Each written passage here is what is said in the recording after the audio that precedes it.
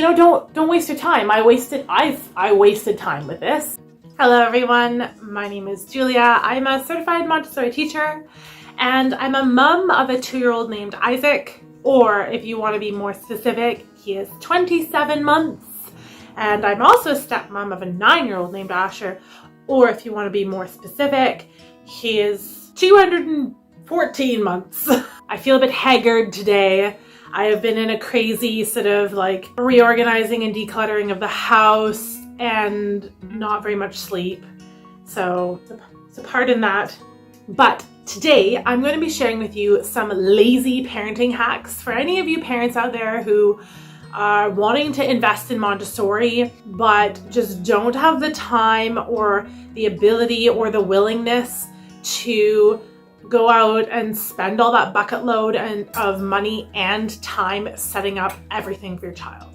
Now, the reason why I'm making this video is because if you're wanting to invest in Montessori for your child, you're already committing to more of an investment, because the central philosophy of raising a child using Montessori practices and methods is to foster their independence in every single aspect of their lives.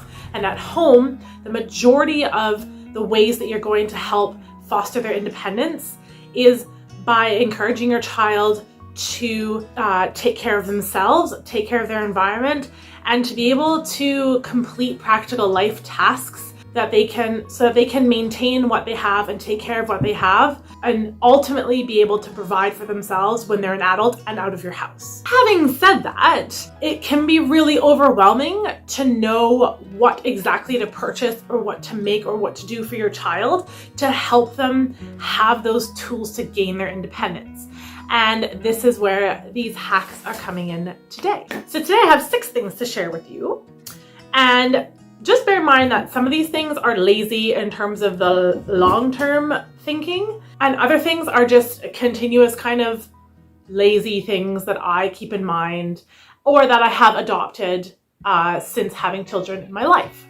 The first one is laundry. Don't do your kids' laundry. Teach them how to do their own laundry. And this can simply start off when your child is a baby or toddler by having them sit near you while you're doing their laundry, by encouraging them or asking them if they want to put away certain aspects or match their socks or zip up their pajamas or whatever it is. Some aspect of hanging up the clothes or putting them away or folding them.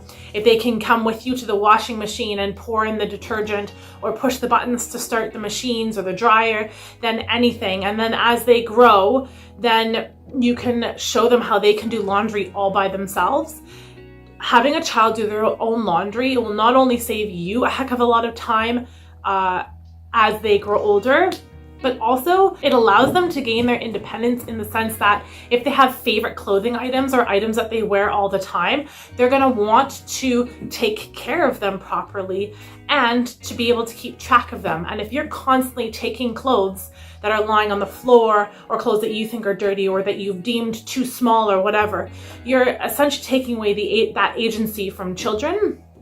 And so, yes, there may be days where their clothes might be lying all over the bedroom floor with your 10, 11, 14-year-old kids, but they know how to do their own laundry at that point. If they really want to wear something and they want to take care of it, then they know how to go and turn on the machine and then move the clothes onto the hanger or the drying machine and then have clean clothes themselves. I firmly refuse to be doing my children's laundry when they are teenagers, especially when they're teenagers. And with my 9-year-old stepson, he started doing his laundry by himself a couple of years ago. Does he do it every single week by himself?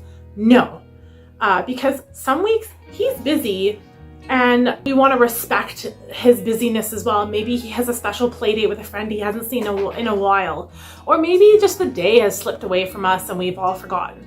And so he doesn't do his laundry every single time, but there are a lot of times where he notices that his laundry basket is full and he has his favorite clothing items that he wants to wear, but he knows that he needs to wash them first because they're dirty. All right, enough with laundry. Moving on to number 2, which is get your children to make their own food, especially prepping meals and especially prepping lunches. We are getting back into school season, whether your kids are homeschooled or go off to a separate building for school. There is a designated lunch time, and there are foods and meals to prepare for that time of the day. And here's my thinking about food prep too, and why I let my kids into the kitchen. And once my stepson hit grade 1, he was making his lunch every single day for himself. It's twofold. One, your kids usually most of the time going to eat everything they pack for themselves, and it also allows you to help them learn how to make sort of well-rounded, nutritious choices, as opposed to only taking fruit for lunch or only taking, packaged processed foods for lunch. You're obviously going to be there helping and guiding your child off the start. And on the plus side, we never get full lunches coming back to us. His lunchbox is always empty when it comes back to us. And if there's things left over, it's some extraneous reason. It was they're one-off kind of things. So helping your child master food preparation and preparing meals for themselves, or choosing healthy options from a small amount of options. So for example, my toddler has a basket that I put on the counter when he's at home with us, and there's a bunch of snacks in there, and when he is hungry, he can choose 1 or 2 of those, and he self-regulates in terms of how much he's eating and what he's choosing to eat. But that's the freedom within boundaries for him. And my older stepson has an entire cupboard in the kitchen dedicated to snacks, and he also has free reign of the fridge. Okay, my next lazy parent hack is get your kid to make their bed.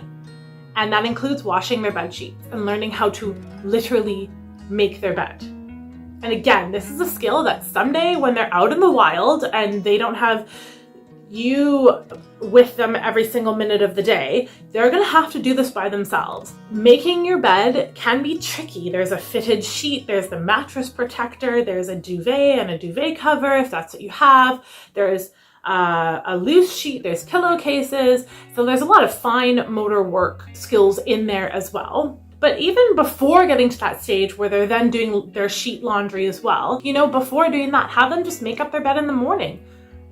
Up, down, blanket is set, fluff your pillow, put your stuffy there or your blanket or whatever it is, put away any little random books or whatever that are lying around your bed. Making a bed is a basic life skill, and I do feel that it's one of those ones that are underrated, but also can save you a lot more time in the long run. My 4th tip for Montessoriing as a parent is to really not to get hung up on all the small progressions and the exact sequence of learning in terms of the materials and the shelf content and the more academic content of your child.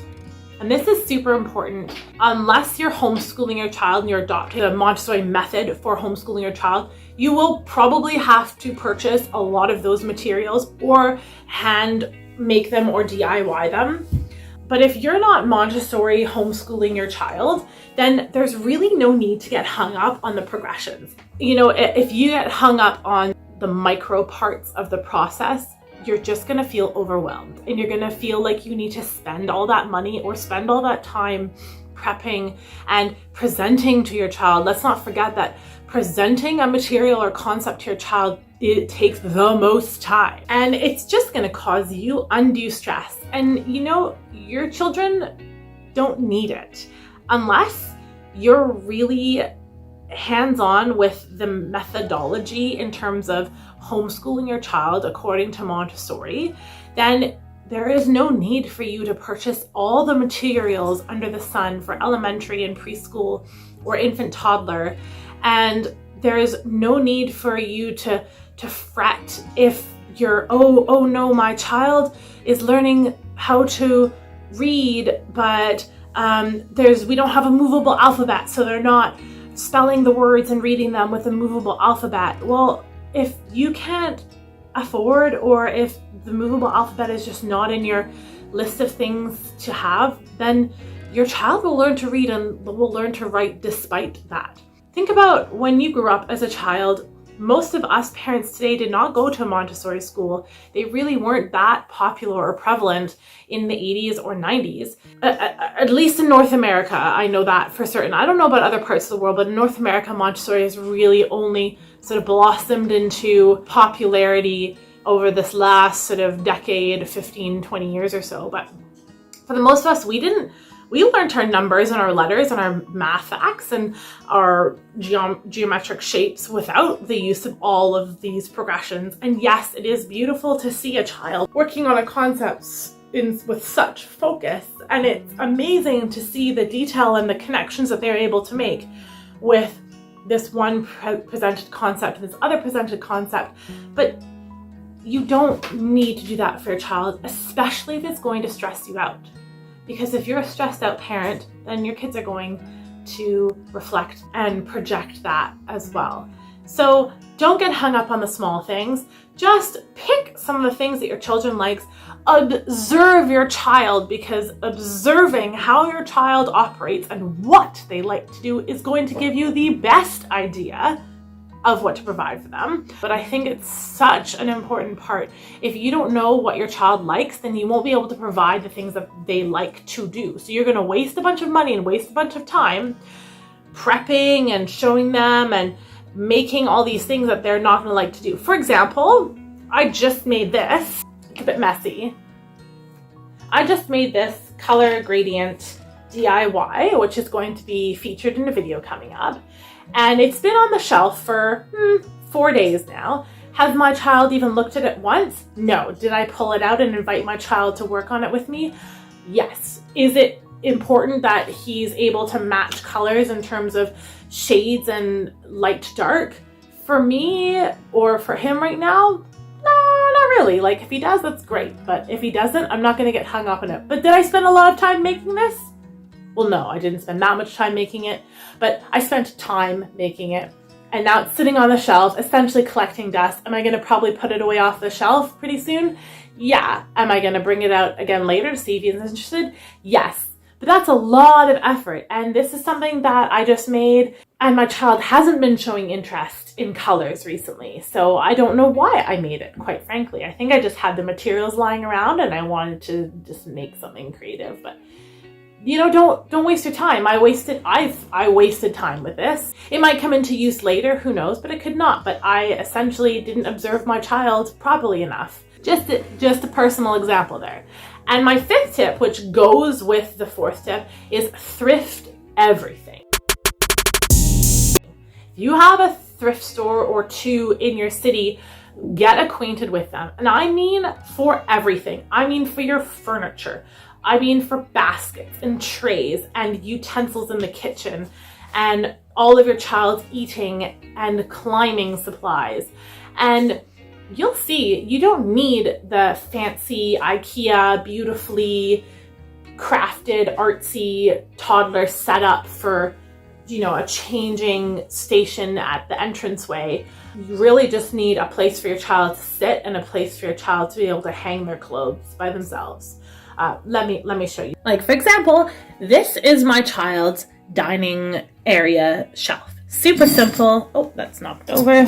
You know, a couple of drawers, a couple of cups, some baking utensils, placemats, cutting board, and then just a bunch of plates. These nice plates I got from the thrift store. All of his forks, his metal forks and his metal spoons I got from the thrift store. Make thrifting your friend if you really want to save your money. If there's online platforms where you live, like Facebook Marketplace or that kind of thing, a garage sale, a Craigslist, those might just be Canadian things. Use those platforms and save yourself a lot of money and time, you know, waiting for things to order. There are some things that I have ordered from Amazon, and the time that you spend waiting for them to come is almost like, oh, is my child going to be grown out of this by the time it comes? And that applies for the toys too. Like your shelf, your child's bookshelf. Just think about all the areas in which you will encourage them to be independent around the house, and what do you actually need? What do they actually need? Because yes, they need the order and they need a certain amount of beauty for things. But I think as parents, it's easy to get caught up in how you want things to look for whatever purposes, suit you. I've never been someone that needs things to look perfect all the time.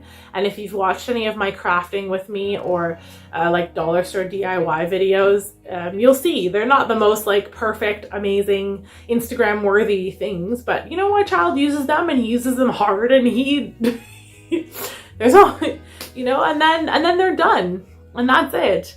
So thrift as much as you can, go to your local thrift store, find things that people are giving away for free, anything, all of the strollers, like everything is out there for secondhand, and it's better for the environment. And my last tip today is to get your child reading, and get them reading sooner rather than later, or get them at least interested in books. Even if they aren't reading, they're willing to sit quietly or to go to bed before it's lights out time and just have picture books or have comic books or whatever.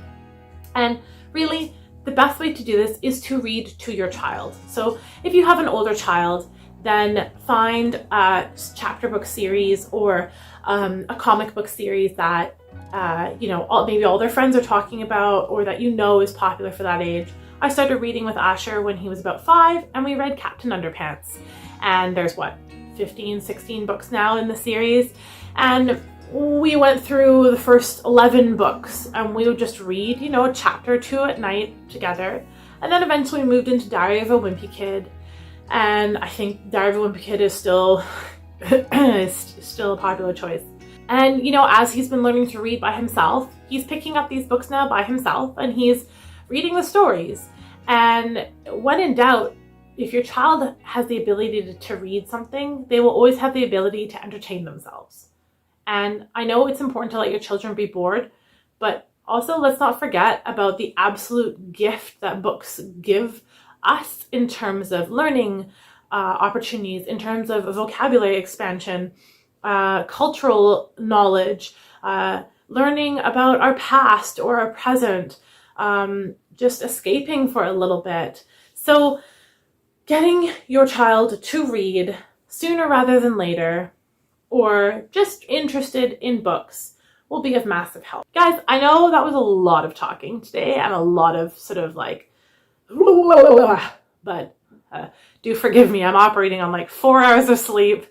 But I really wanted to get this out because I feel really strongly about all these things. And, we're in the last 2 weeks of summer here and things are going to be crazy here soon. But I really hope something in there you found inspiration for. Maybe you're already doing some of those things. Give something a try if you haven't already. I've been using these and they've made my life easier in so many ways. They have saved me a lot in terms of money and time.